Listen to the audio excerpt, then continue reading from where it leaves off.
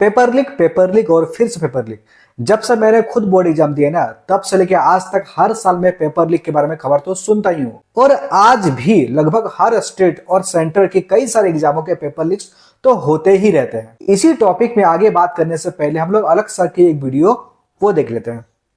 Viral video की क्या सच्चाई है? आप पर पेपर लीक का आरोप लग रहा है। नहीं, ऐसा कुछ नहीं है। वो वीडियो क्या है कि एक बच्ची है, एक स्कूल की, वो बस मैं स्कूल के बाहर गया था देखने की बच्चों का पेपर कैसा हुआ, तो उसने आके ये बोल दिया कि पूरा का पूरा पेपर फंस गया, जो आपने पढ़ाया था आया था।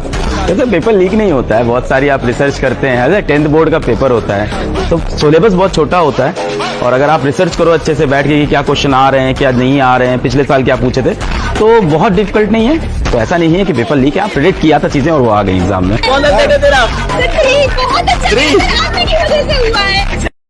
तो सीबीएसई के एग्जाम्स अभी चालू है। ऐसे में कई टीचर सुबह के 4 बजे एक अलग ही टाइप का क्लास ले रहे हैं, जिसमें से कई स्टूडेंट ये दावा कर रहे हैं कि जो सुबह के 4 बजे के पढ़ाए हुए जो क्वेश्चन थे वो एग्जाम में एज इट इज आ गए।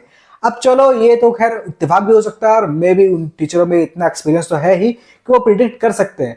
लेकिन यही पर तो प्रॉब्लम है कि अगर कोई एक टीचर, कोई भी बड़े ऑर्गेनाइजेशन के एक टीचर अगर किसी एग्जाम का क्वेश्चन ही प्रिडिक्ट कर ले रहा है, तो सीबीएसई क्वेश्चन सेट कैसे कर रही है? ये तो अपने आप में ही क्वेश्चन मार्क है। तो अगर आप किसी से भी पूछो तो आज के टाइम में जो एग्जाम के पेपर आ रहे हैं और आज से 10 साल या 20 साल पहले जो पेपर का क्वेश्चन आते थे, उसमें कितने डिफिकल्टीज है, तो सभी क्या कहेंगे आज के जो पेपर्स है वो काफी इजी होते हैं एग्जाम। अब जब बोर्ड एग्जाम के पेपर ही इतना ज्यादा इजी आ रही हैं और उसके बावजूद भी अगर पेपर लीक करना पड़ रहा है, तो आप समझ सकते हो कि हमारे देश के यूथ पढ़ाई में कितना ज्यादा फोकस दे रहे हैं। अब इस वीडियो को आगे कंटिन्यू करने से पहले मैं आपको एक बहुत ही इंपॉर्टेंट अपडेट बताना चाहता हूं कि कई सालों से लगातार हो रहे पेपर लीक के बाद आखिरकार सेंट्रल गवर्नमेंट ने एक रूल्स पास किए, जिसका नाम था prevention of unfair means act 2024।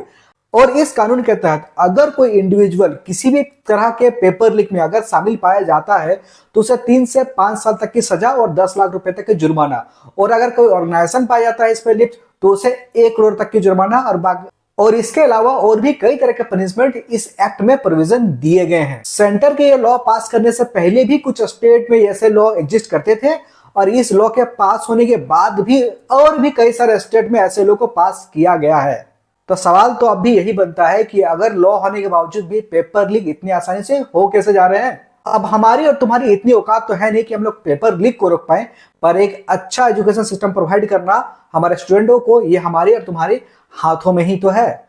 जब हम भी अपने बचपन में पढ़ाई कर रहे थे, तब हमारे भी गार्जियन से वही लॉलीपॉप देते थे जो आपके गार्जियन आज आपको लॉलीपॉप देते हैं कि बेटा 10th पास कर लो, उसका लाइफ सेट है। फिर कहेंगे 12 पास कर लो, फिर लाइफ सेट है। फिर कहेंगे ये कर लो, फलानी कर लो। इस तरह करके आप एक लूप में चलते जाओगे। आज जो तुम अपने जी जान लगा करके एकेडमिक की पढ़ाई कर रही हो, एक दिन तुम्हें पता चलेगा जब तुम अपने करियर गोल को अचीव करने के रेस में भाग रहे होगे, तब तुम्हें इस चीज का एहसास होगा कि तुम्हें करियर गोल के लिए सिर्फ पढ़ाई को नहीं बल्कि एक अच्छी स्किल की जरूरत थी, और वो तुमने अपॉर्चुनिटी मिस कर दी।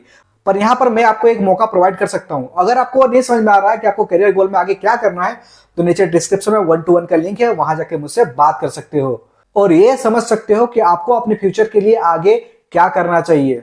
एकेडमिक्स की पढ़ाई करना तुम्हारे हाथ में है, पेपर लीक्स रोकना सरकार के हाथ में। पर मुझे लगता है कि ये दोनों ही जगह आप भी और सरकार भी फेल हो रही है।